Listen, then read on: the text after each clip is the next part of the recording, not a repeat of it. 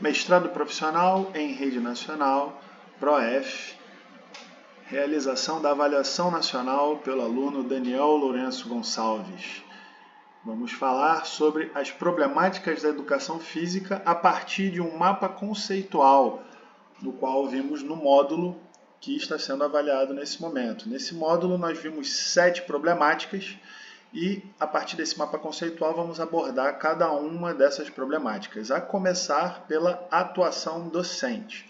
Para a gente falar sobre a atuação docente, vamos explicar o que é a atuação docente. É a abordagem que os professores de educação física têm em cima de suas aulas, em cima dos seus trabalhos como professores de educação física. Nesse caso eu vou subdividir em 3 tópicos, que são as práticas tradicionais ou esportivizadas, o desinvestimento pedagógico e as práticas inovadoras. Para começar falando das práticas tradicionais ou esportivizadas, primeiro a gente precisa entender o que são cada uma delas. As práticas tradicionais ou esportivizadas são entendidas em linhas gerais como formas de trabalho que têm como centralidade o ensino do esporte na perspectiva do esporte de alto rendimento e desenvolvimento da aptidão física na perspectiva da saúde orgânica. Sobre o desinvestimento pedagógico, também conhecido como abandono do trabalho docente, ela se trata da atuação do professor que não apresenta grandes pretensões com suas práticas. Talvez a pretensão maior seja de ocupar seus alunos com alguma atividade. Frequentemente a ação se reduz a uma simples administração do material didático, como entregar materiais aos alunos como bolas, redes, cordas e assim por diante. E por último, as práticas inovadoras, elas são as atuações docentes caracterizadas pelo empenho de ensinar conteúdos específicos da disciplina, que vai em contraposição à ideia de abandono, junto com as rupturas em um ou mais elementos em relação ao modus operandi da tradição, em direção a uma educação física escolar pautada pelos parâmetros de um componente curricular. No caso dessa problemática da educação física, ela está muito mais relacionada à questão do desinvestimento pedagógico. E nesse caso eu vou subdividir esse tópico em outros tópicos. Como podemos ver, a começar pelo processo de transformação da área. O que leva os professores de educação física a fazer um desinvestimento pedagógico ou abandonarem suas práticas docentes quando a gente está falando do processo de transformação da área? Quando a educação tradicional passou a ter a sua transformação, quando a educação física teve as suas renovações e passou a ter novas práticas e uma nova compreensão do que era educação física, muitas pessoas não entendiam muito bem, muitos professores de educação física não entendiam muito bem como realizar as suas aulas diante desse novo processo de transformação. Mediante isso, eles não entendiam o que eles deveriam fazer e, portanto, alguns deles permaneceram com suas práticas tradicionais dentro das aulas e outros preferiram não realizar as aulas, ou seja, simplesmente abandonarem as suas atuações docentes, deixando as aulas livres para seus alunos sem um ensino a partir de um sistema, um ensino sistemático e através de conteúdos, né? O próximo ponto são as condições objetivas do trabalho. O que muitos profissionais alegam que eles não conseguem atuar de forma efetiva nos seus trabalhos quando eles não possuem salários adequados, quando eles não possuem uma estrutura escolar adequada, como uma quadra ou um ginásio para a prática de atividades físicas, e muitos também possuem vínculos empregatícios muito frágeis, como contratos leves que obviamente não possuem peso para que eles consigam sustentar uma prática a longo prazo, de certa forma desmotivando eles a quererem continuar com as suas aulas ou fazer uma aula mais séria, uma aula mais adequada.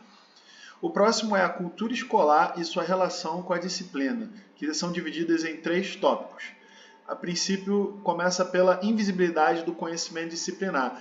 O que acontece é que muitos gestores, muitos profissionais da educação desconhecem de fato o que deve ser ensinado a educação física. E, portanto, muitos professores de educação física se sentem, de certa forma, livres para fazer o que quiserem em suas aulas e muitas vezes também não têm muito interesse em realizar as aulas como devem ser realizadas, praticando o abandono das aulas, o desinvestimento pedagógico, e por isso é aceitado pela escola, é aceito pela escola que esse tipo de trabalho dessa forma possa ser realizado. O próximo é o caráter funcional do abandono do trabalho docente, que é quando o fato do professor não lecionar, não dar as suas aulas de educação física se torna útil para a escola. Quando ele pega alunos que estão soltos na aula para trazer para dentro de suas aulas de educação física, ou quando ele utiliza dos seus momentos de aula para realizar, para que seja usado reuniões, provas, quebrando o planejamento de aula. Então o professor ele não se vê tendo a possibilidade de fazer um trabalho contínuo e, consequentemente, trazendo desinvestimento pedagógico. E, por último, a hierarquia dos saberes escolares, quando existe na escola o sentido de que a educação física não é uma disciplina levada a sério em relação às outras disciplinas, como matemática, português, geografia e assim por diante. E a educação física, por ser uma disciplina não levada a sério, as notas dos alunos não são levadas a sério diante dos conselhos de classe, as opiniões dos professores de educação física não são levadas em consideração, e diante de tudo isso, os professores eles não se sentem parte integrante dentro da escola e acabam entrando numa situação de desinvestimento pedagógico.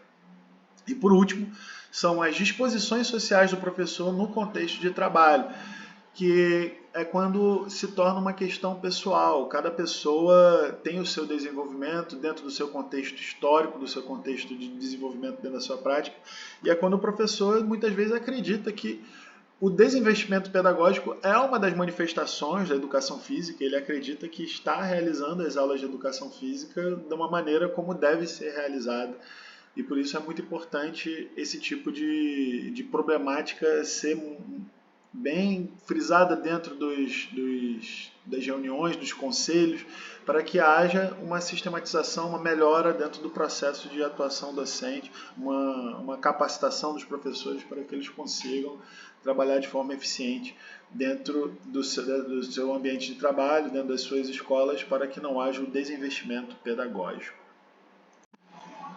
Na segunda parte do trabalho, vamos falar sobre a relação entre o fazer e sobre o fazer.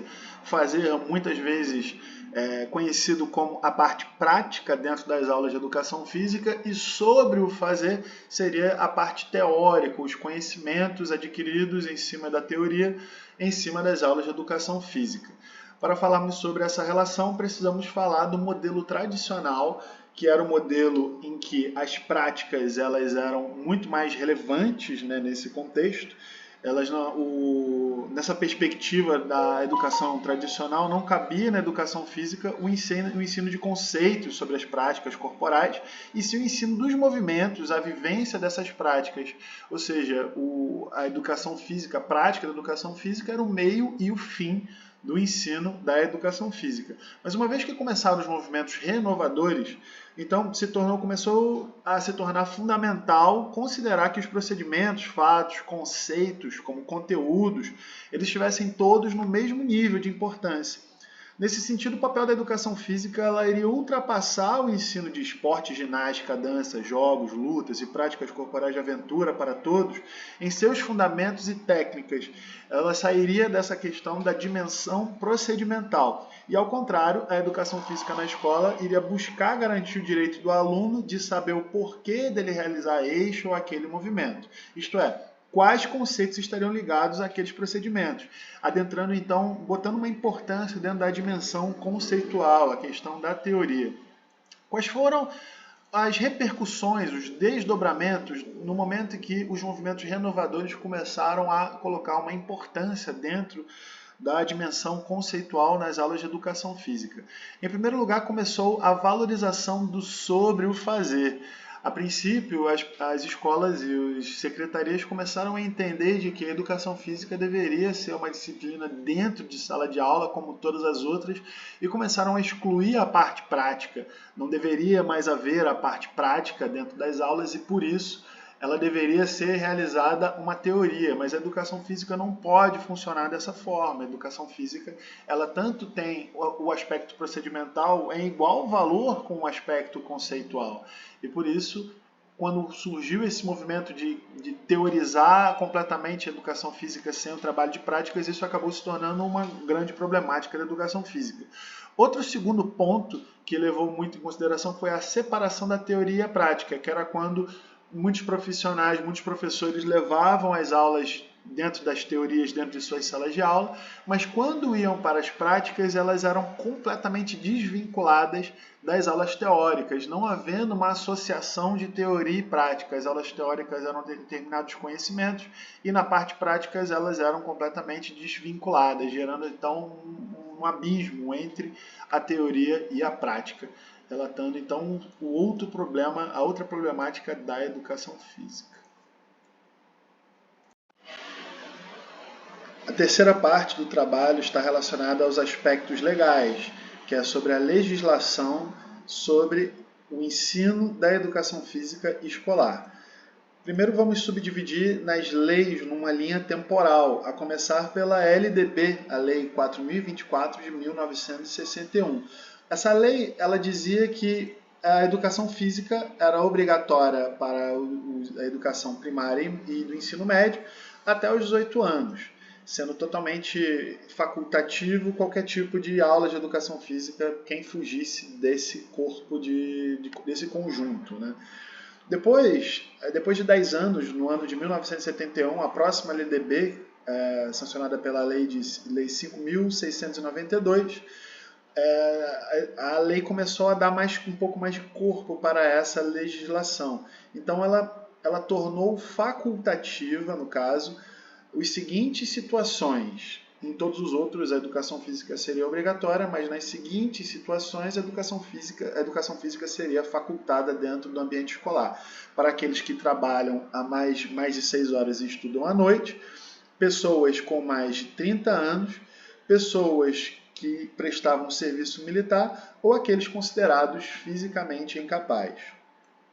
Depois de alguns anos, com o surgimento da última LDB, a Lei 9.394, foi-se criada as seguintes situações. Criou-se a questão de se tornar facultativo os cursos noturnos, que não seriam obrigatórios a fazerem aulas de educação física, e no caso também geraria a exclusão do ensino superior das práticas de educação física, e também manteria excluído a educação de jovens e adultos.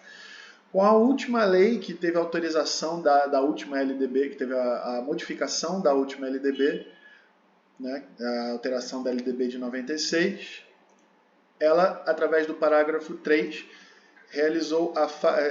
sancionou a seguinte faculdade para os alunos, a facultabilidade dos alunos, aqueles que trabalham igual ou mais a 6 horas, possuem mais de 30 anos, aqueles que prestam serviço militar ou situação similar, aqueles que possuem filhos ou amparados pela Lei 10.442 do ano de 69.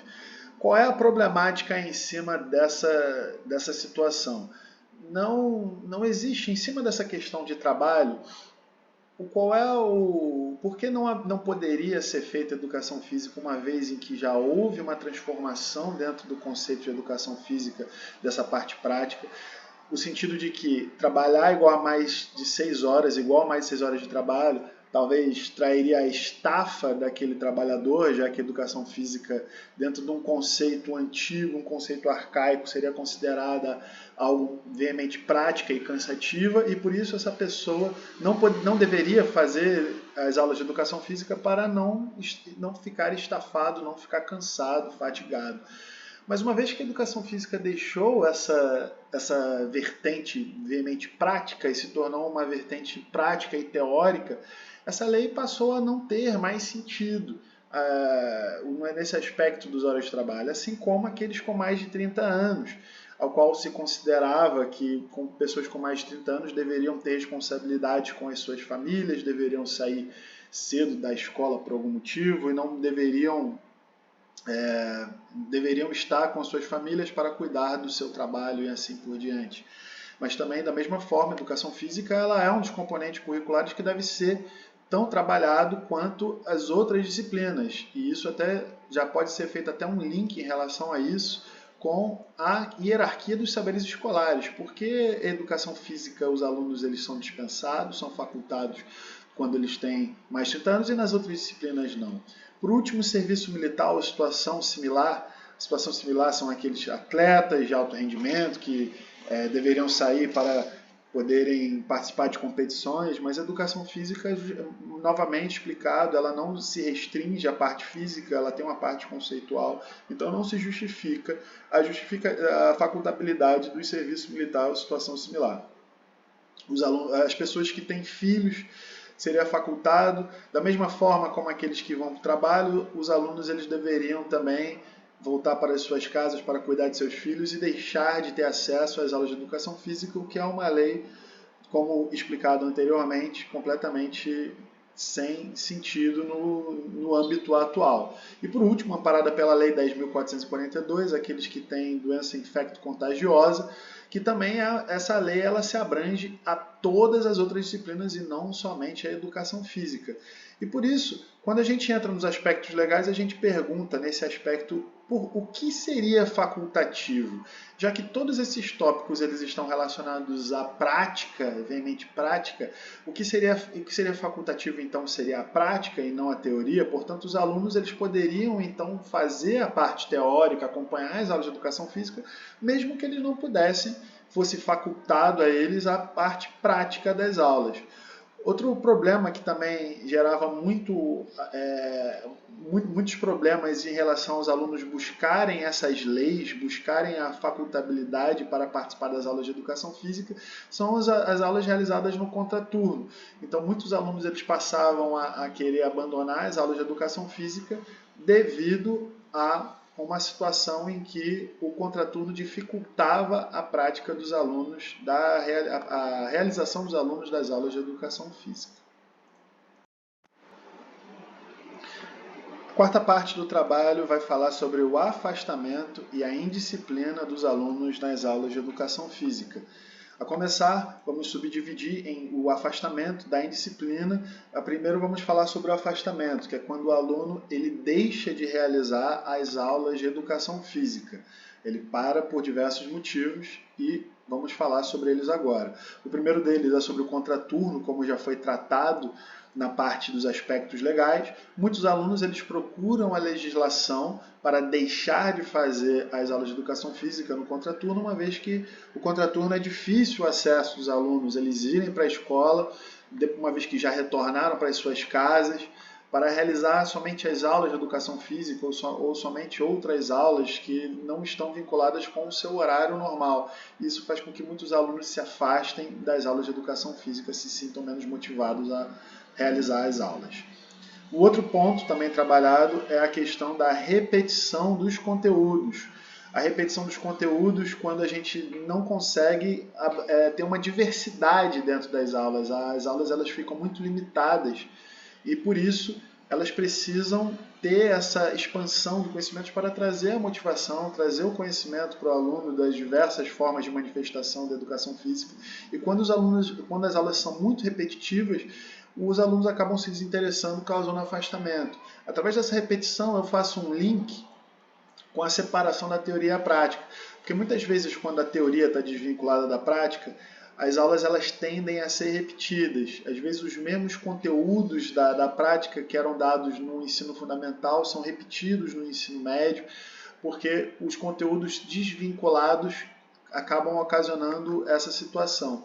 Muitas vezes também trabalhado o quarteto fantástico, que são aqueles esportes considerados os esportes mais trabalhados, como o futsal, o basquete, o handball e o voleibol, e não tendo uma expansão, né, da gama do repertório da manifestação corporal humana e fica nessa repetição dos conteúdos, o que complica, o que afasta os alunos, o que desmotiva os alunos à sua prática.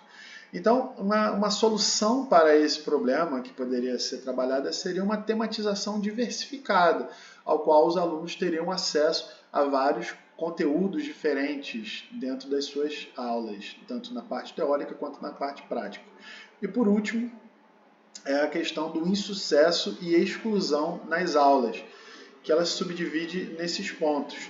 O insucesso, normalmente, ela está relacionada com a questão da escolha de times.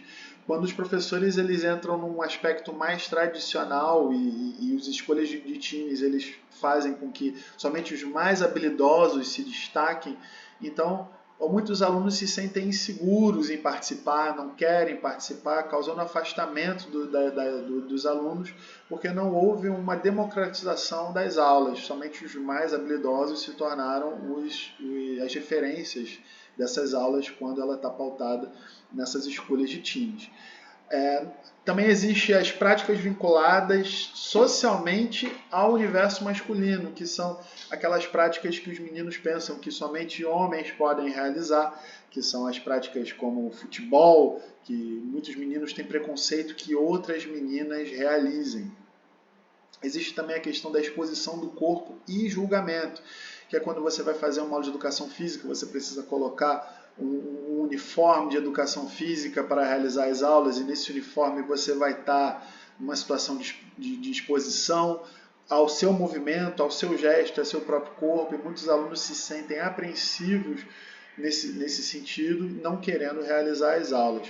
Outro problema também que é muito realizado é a questão do medo da possibilidade ou da repetição de um acontecimento traumático, que é quando o aluno ele tem medo da falha, tem medo da gozação, no sentido dos outros alunos fazerem chacota, ou quando algo assim já aconteceu no passado, ele não quer que isso aconteça de novo, então isso faz com que o aluno se afaste das aulas.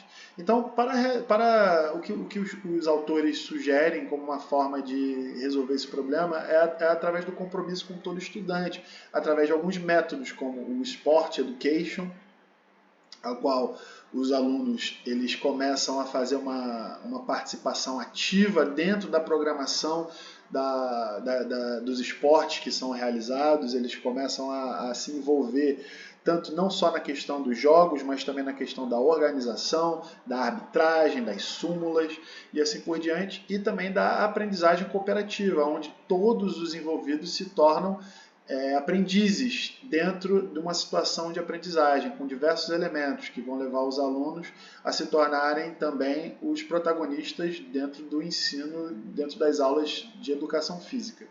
E por último, na questão do afastamento em disciplina, a gente vai falar sobre a questão da indisciplina, que ela é conceituada por Latale, que ele define a disciplina, no caso, né, como um comportamento regido por um conjunto de normas, sendo a indisciplina o comportamento que se opõe às regras que regem o convívio num determinado contexto.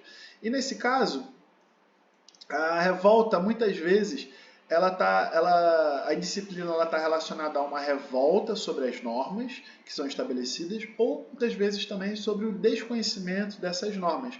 Então, é muito importante para o professor de educação física ele explicar o verdadeiro motivo para que tal regra, tal norma está sendo estabelecida, para que o aluno possa compreender por que existe aquela regra e assim ele poder respeitá-la. Se ele não entende o motivo pelo qual ele está seguindo aquela regra, ele vai se revoltar e isso vai ocasionar a disciplina, a indisciplina.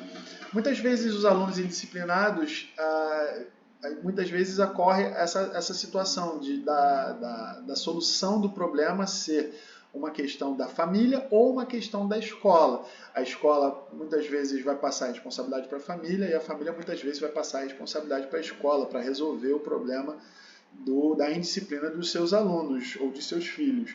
Então, uma solução que deve ser feita nesse sentido é o esforço cooperativo, pois a solução desse problema nunca vai se dar somente por uma via. Ambas as partes, ambas a família e a escola devem assumir um compromisso para resolver o problema da indisciplina dos alunos. Outro problema relacionado à indisciplina são a crise de valores, que é quando muitos alunos eles têm como figuras representativas de suas imagens, eles têm algumas figuras que não são muitas vezes destacadas como grandes exemplos, ou são exemplos que não são figuras que trazem virtudes, e esses exemplos são tidos como maus exemplos, fazendo com que eles se tornem mais indisciplinados.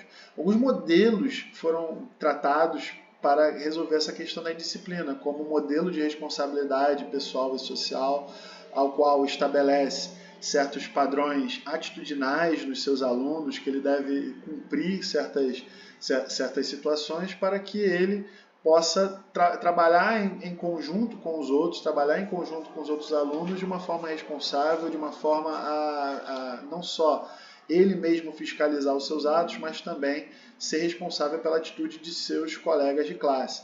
Outro exemplo utilizado é o futebol calerreiro, ao qual os alunos estabelecem as próprias regras do jogo de futebol, e assim eles vão, em cima dessas regras, eles vão, já que foram eles que estabeleceram essas regras, eles mesmos vão ter a compreensão do porquê que eles não devem quebrar essas regras do jogo. E isso vai trabalhar em cima da disciplina, de uma compreensão de que certas regras devem ser respeitadas e por que devem ser respeitadas. Na quinta parte, vamos falar sobre o tratamento do esporte, que é quando o esporte ele se torna o destaque das aulas de educação física em detrimento às outras manifestações da cultura corporal. Para entender a questão do tratamento do esporte, a gente precisa entender por que foi que se iniciou, por que o esporte ele é considerado essa manifestação, muitas vezes tida como a mais importante de forma errônea, por que ela é considerada a manifestação mais importante dentro das aulas de educação física. A começar pelo modelo esportivista, que foi quando, numa situação no passado, quando a educação física higienista e a educação física que era voltada para o militarismo, ela considerava os aspectos biológicos muito importantes. Então, o método de educação física desportiva generalizada era um método voltado para a educação física com um fim em si mesma, ao qual a pessoa fazia as aulas de educação física simplesmente baseada na prática. E por isso o modelo esportivista ela está aqui linkada às práticas tradicionais ou esportivizadas da atuação docente. Com o golpe de 64, depois do golpe de 64, a educação física escolar ela passou a ser praticamente sinônimo de esporte. Então, esse contexto histórico ela ficou muito enraizada dentro da educação física escolar. A predominância de esportes dentro da educação física ela acaba se tornando, fazendo um link com o afastamento dos alunos, ela acaba sendo uma repetição de conteúdos, porque quando você não trabalha outras modalidades, não trabalha as outras manifestações da cultura corporal, você acaba ficando preso somente aos esportes. E é importante entender que o esporte ele é somente um dos componentes das práticas corporais. Muitas vezes também o que afasta muito é a formação de times esportivos, times num contexto praticamente de alto rendimento dentro do meio escolar. E aí isso faz com que o esporte se torne mais importante dentro desse contexto, mais uma vez dizendo de uma forma errada, pois não é esse o objetivo da educação física escolar. No momento em que as abordagens pedagógicas inovadoras surgiram, elas passaram a fazer essa questão conceitual, né? Elas passaram a ensinar sobre o fazer, sobre a teoria, fazendo um link sobre a relação entre o fazer e sobre o fazer. E aí essa questão do esporte ela passou a ser questionada. Mas é muito importante a gente ter em mente de por que devemos ensinar o esporte. O esporte ele deve ser tratado não como algo superior às outras manifestações da cultura corporal, mas como algo igual. Mas o esporte ele sempre está presente, ele é um fenômeno sociocultural que ele tem um desenvolvimento e disseminação constante, por isso ele tem um espaço relevante dentro dos conceitos, dentro da cultura corporal. Por isso é muito importante o ensino dessa manifestação, mas não deve ser o único. E o que se deve ensinar dentro do esporte? Segundo os autores, é muito importante entender que a excelência na execução dos gestos técnicos não é o importante. E isso muitas vezes causa também o afastamento, causa a exclusão, porque muitos alunos vão ter o acesso a esses esportes, vão ter uma prática mais envolvida e outros não. E como a ideia é democratizar a educação, é muito mais importante eles entenderem as lógicas do desenvolvimento dessas modalidades do que a excelência da execução dos seus gestos técnicos. O próximo ponto para as problemáticas de educação física, o ponto de número 6, são as questões de gênero, que são quando determinados gêneros são excluídos ou se afastam das aulas de educação física simplesmente por causa do seu próprio gênero. Então, primeiro a gente precisa, para entender um pouco sobre a compreensão para a inclusão, a gente precisa entender cada um desses conceitos. No caso, o gênero, ele é a condição social através da qual nos identificamos como masculino ou femininos. O sexo seria a característica anatômica que diferencia os homens das mulheres. E por último, a orientação sexual é a série de crenças, comportamentos, relações e identidades socialmente construídas e historicamente modeladas que permitem homens e mulheres vivenciarem seus desejos e prazeres corporais. Então, quando a gente tem essa gama de possibilidades que se tornam, de certa forma, vastas, a gente não pode excluir os alunos simplesmente pelo seu gênero ou pela sua orientação sexual, entendendo que a educação física ela tem que ser democrática e ampla para todos. E aí, nesse ponto, houve uma certa resistência no passado sobre essa questão das aulas mistas, que deveriam misturar todos os gêneros, ou as aulas serem separadas. E a prática de separar meninos e meninas tem como pano de fundo o paradigma biológico, que estabelece a transição entre infância e puberdade como determinante para as transformações físicas que distanciam os corpos de meninos e meninas, acarretando em desnível de performances, que coloca as meninas em situação de suposta debilidade em relação aos meninos. E isso, essa desnível de performance na puberdade, ela está completamente vinculada a um modelo esportivista, que é um modelo já tido como ultrapassado, não é um modelo mais aceito. E por isso esse tipo de separação através da performance já não tem mais cabimento dentro das aulas de educação física escolar da atualidade. Mas também um outro aspecto também que leva em consideração o desnível dos corpos além da situação da puberdade é a própria construção cultural dos corpos, que muitas vezes dentro das culturas é estabelecido que certas atividades, como correr, brincar com bola, subir em árvores, são atividades típicas de meninos, e outras atividades tipicamente mais passivas, como brincar de boneca, casinha, utensílios domésticos, são tidos como atividades de meninas. E isso acaba gerando um menos repertório motor de habilidade construída para as meninas, criando assim um vínculo à questão do afastamento, de práticas vinculadas socialmente ao universo masculino, que são coisas que devem ser debatidas, repensadas, principalmente dentro das aulas de educação física escolar.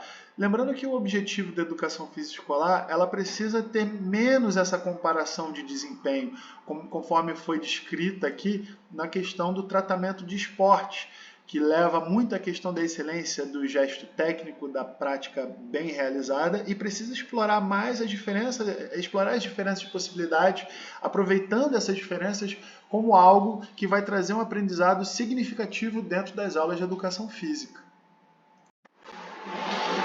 A última problemática a ser abordada dentro das aulas de educação física são os temas geradores.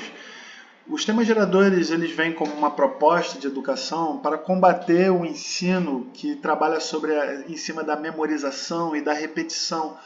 Ele vem de uma forma a tentar quebrar esse ensino arcaico, o ensino tradicional, de uma forma que os alunos eles possam trabalhar com um ensino contextualizado, aquele ensino que é relacionado dentro de suas próprias vivências práticas, né, dentro da sua própria vida.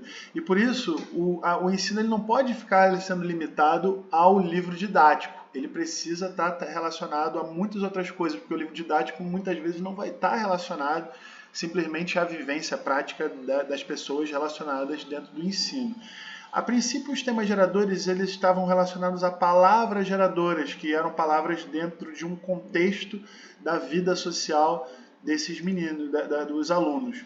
E mais tarde foi proposto os temas geradores, que é uma forma mais abrangente de se trabalhar esse processo. E ele é dividido em algumas etapas. A primeira etapa é o levantamento do tema, que é quando é feita uma investigação. A primeira etapa é a investigação, que quando se busca, em cima do levantamento do tema, aquele conteúdo relacionado dentro da realidade dos alunos. O próximo ponto, que é a tematização, é a exploração de uma possível situação real dentro da investigação que foi realizada, buscar uma situação real e problematizar, criar uma situação que possa desenvolver um certo tipo de conhecimento.